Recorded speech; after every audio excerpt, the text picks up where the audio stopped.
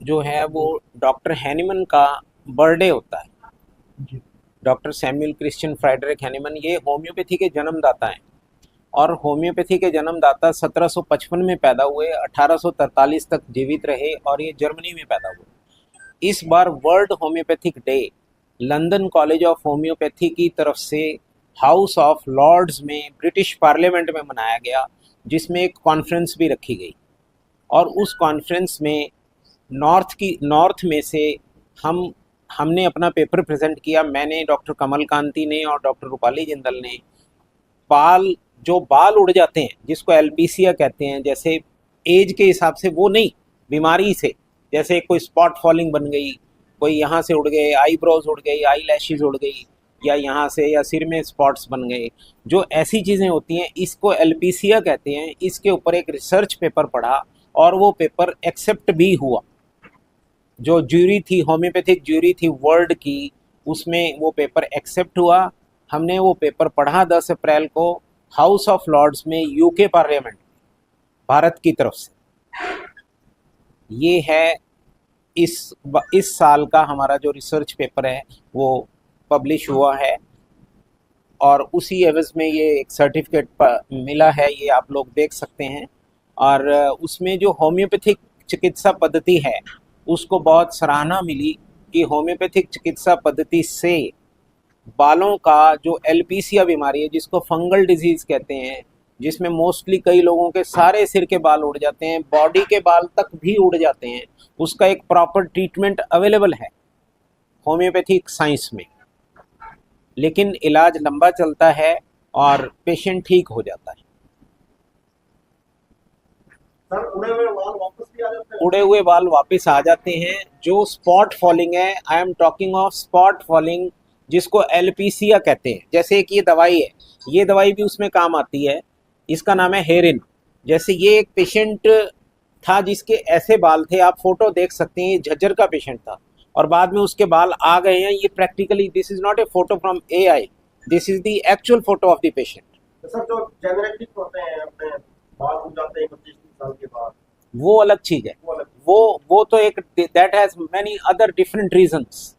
लेकिन जो एल्पीसिया एरिएटा, जिस जो स्पॉट फॉलिंग है, जैसे एक सिक्के की जगह से उड़ गए, कईयों की मूंछ उड़ गई, किसी की दाढ़ी के बाल उड़ गए, मोस्टली आपने देखा होगा लोग उस पे प्याज का रस, लहसुन का रस, ऐसा कुछ करते हैं।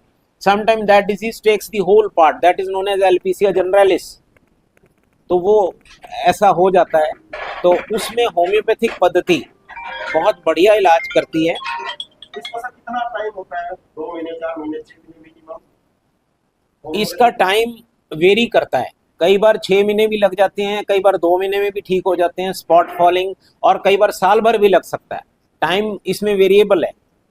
जो पेपर हमने प्रेजेंट किया, उस पेपर में उस बंदे के बिल्कुल भी बाल नहीं थे और उसके बाल कंप्लीट आ गए। मैं जो पेपर मैंने प्रेजेंट किया, वो पेपर हम आपको शेयर भी कर देंगे, क्योंकि वो पीपीटी प्रेजेंटेशन थी।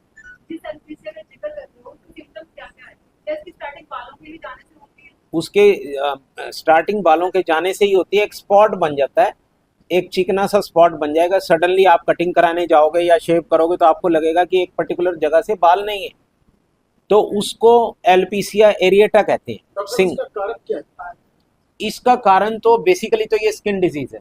लोग इसको ऐसे सोचते हैं कि कीड़ा लग गया, कीड़ा कूड़ा कुछ नहीं है, this is A skin disease. और ये मोस्टली सुप्रेशन ऑफ चमड़ी रोग को दबाने से होती है। और इसका कोई पर्टिकुलर मतलब, अदर साइंसेज में ऐसा माना गया है कि ये फंगल डिजीज है। बेशक आप उसको ऐसे मान लो, लेकिन होम्योपैथी पेशेंट के सिम्टम लेकर ठीक करती है। हम पेशेंट की सारी बातें पूछते हैं, भाई आपको खाने पीने में मीठा अच्छा लगता है, नमकीन अच्छा लगता है, उसके बेसिस पे दवाई सिलेक्ट होती है। और एक उपचार के बाद डॉक्टर साहब, क्या इसके पुनः होने की कोई आशंका है? नहीं, इसकी रेकरेंस नहीं होती। अगर होम्योपैथिक ट्रीटमेंट से दवाई लेके ठीक होता है तो इसकी रेकरेंस नहीं होती। डॉक्टर साहब, आप कौन कौन सी बीमारियों के एक्सपर्टीज हैं, कौन कौन सी बीमारियों की आप हैं? होम्योपैथिक साइंस में सभी चीज़ों का इलाज सिम्टोमेटोलॉजी पे होता है, लक्षण देखकर, लक्षणों पे आधारित किया जाता है। बहुत सारे केसेस हैं, हमने बहुत रिसर्च की है। हर साल कम से कम आज तक 22 कंट्रीज में हमने रिसर्च पेपर पढ़ दिया। अभी 2 साल पहले भी एक कॉन्फ्रेंस, यहीं पर ही हमने एक प्रेस कॉन्फ्रेंस बुलाई थी, वो टॉपिक डिफरेंट था, लेकिन हर साल एक नया टॉपिक नए आइडिया के ऊपर रिसर्च पेपर पढ़ाया जाता है। एक इंटरनेशनल फोरम है that is known as LMHI। Mostly वो एक वर्ल्ड की ऑर्गेनाइजेशन है। होम्योपैथी के रिसर्च पेपर 6 महीने पहले वहाँ भेजता है डॉक्टर, फिर होम्योपैथी के एक पैनल है वो उसको डिस्कस करते हैं। अगर उनको लगता है कि yes this is a presentable thing and a new thing, only then that very person is allowed to speak in front of world homeopathic doctors. इसमें शुगर का भी sugar is a manageable disease. देखो आपको एक बात बताता हूँ, sugar ठीक हो सकती है अगर हमें लक्षण अच्छा मिल जाए। जैसे अभी मेरे पास एक जुवेनाइल शुगर का केस आता है। जुवेनाइल शुगर में क्या होता है कि इंजेक्शन लग रहा है। अब वो बच्चा मेरे पास आया, 3 साल का बच्चा था, हालांकि ये टॉपिक से अलग बात हो गई थोड़ी सी। तो वो केले की उसको इतनी डिजायर थी कि 3 साल का बच्चा 24-25 केले रोज खाता। Can you believe? I can present the paper, मेरा अगला साल का टारगेट वो बच्चा है शुगर पे। लेकिन मैंने उसको क्या किया, होम्योपैथी क्या करती है, हमने उसको शुगर की दवाई नहीं दी, हमने उसको दवाई दी डिजायर फॉर बनानास। उसमें सिंगल मेडिसिन थी, वो दवाई दी, उसकी इंसुलिन बंद हो गई, उसकी ब्लड शुगर अब 120 रह रही। द पेशेंट कम्स फ्रॉम, ये संगत बठिंडा के पास है, वहां से आता है, मेरे पास उसके वीडियोस भी। डॉक्टर साहब एलोपैथिक और होम्योपैथिक में कितना डिफरेंस मानते हैं? ऑल टुगेदर दीज आर, के बहुत साइड इफेक्ट हैं। नहीं, this is all together different science. वो हम, आपने लोगों ने सुना होगा कि होम्योपैथी को हाथ नहीं लगाते। होम्योपैथी को हाथ इसलिए नहीं लगाते क्योंकि होम्योपैथी जिस चीज से बनती है उसकी सिर्फ एनर्जी इसमें है, मटेरियलिस्टिक डोज नहीं है। मतलब अगर इससे, इस पानी से दवाई बनी है तो पानी का एक एटम भी उसमें नहीं है, पानी की एनर्जी है, वो इतनी महीन होती है। और एलोपैथिक क्वांटिटेटिव डोज होती है, 500 mg, 1000 mg, 25 mg, 5 mg। तो वो साइंस अलग है, उसके अपने फायदे हैं। मैं ये नहीं कहूंगा कि एलोपैथी के फायदे नहीं है, वो अपनी जगह सही है। Homeopathy is a different science. यानी कि होम्योपैथिक के लिए हमें जाना चाहिए, ट्राई करना चाहिए। 100% करना चाहिए, खासकर क्रॉनिक केसेस में। अब मान लो किसी को एक्सीडेंट हो गया तो उसको प्लास्टर कराना पड़ेगा। देखो हमें थोड़ा सा समझने की जरूरत है। अगर किसी का एक्सीडेंट हो गया और टांग कट गई तो उसको सर्जन की जरूरत है। हमारे पास फार्मेसी है, हम दवाइयां होम्योपैथिक देते हैं जिनका कोई साइड इफेक्ट नहीं होता। मदर प्रेग्नेंट हो, उसके पेट में बच्चा हो तो भी आप होम्योपैथिक दवाई दे सकते हैं।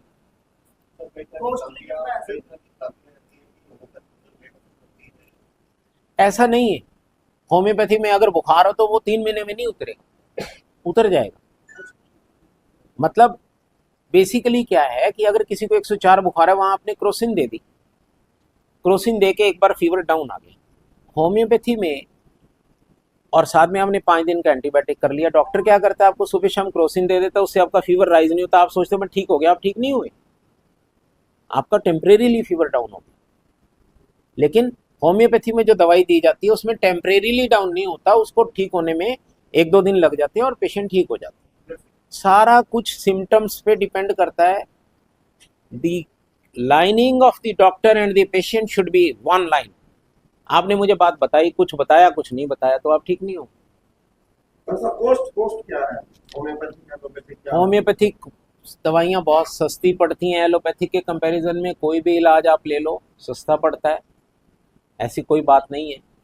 वन कैन, कोई भी आदमी इसको अफोर्ड करता है। एक डॉक्टर साहब, हमारे यहाँ नशे की बहुत बड़ी दिक्कत है कि नशा छुड़ाने के लिए कुछ आता है। नशा छुड़ाने के लिए तो मेंटल मेकअप है।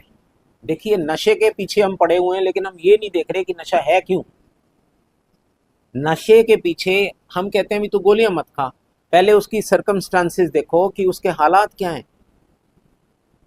क्योंकि हमारी एम्बिशंस इतनी बढ़ गई हैं, किसी को अगर 5,000 रुपए की कमाई है तो वो सोचता है मेरे को 50,000 की कमाई हो जाए, तो वो समय लगेगा ना। दूसरों को देखकर हम नशे करते हैं, मेरा कहने का मतलब दूसरों की प्रोग्रेस देखकर। आज एक आदमी कामयाब है, दूसरा कामयाब नहीं है, उसको लगता है भी वो कामयाब है, वो एडिक्शंस में पड़ जाता है, रॉन्ग मेथड में पड़ जाता है। तो हम हालात सुधारें, समाज के सुधारें, अपने आप को सुधारें। नशा अपने आप का, सेकेंडरी है, नशा सेकेंडरी है। नशा उस चीज से छुपने का रास्ता है।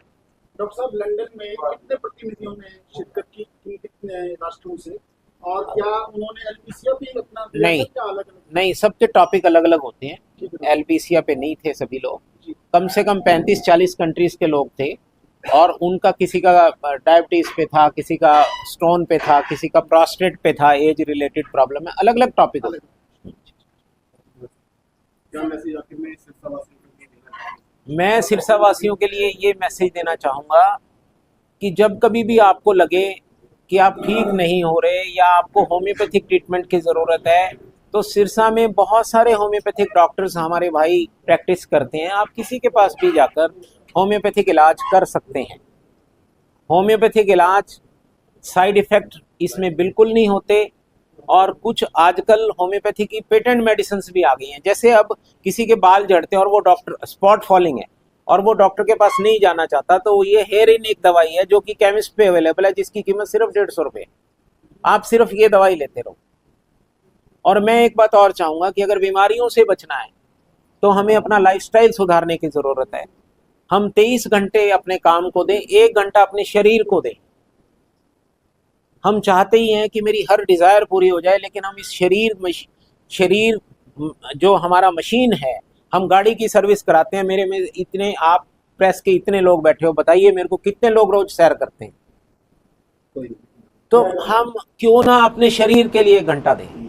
ये मेरा मैसेज है सिरसा के लिए कि we must contribute to general health. खाने पीने की आदतें, ये चीज़ें हमें सुधारने की ज़रूरत है। दवाइयाँ सब कुछ नहीं कर सकती।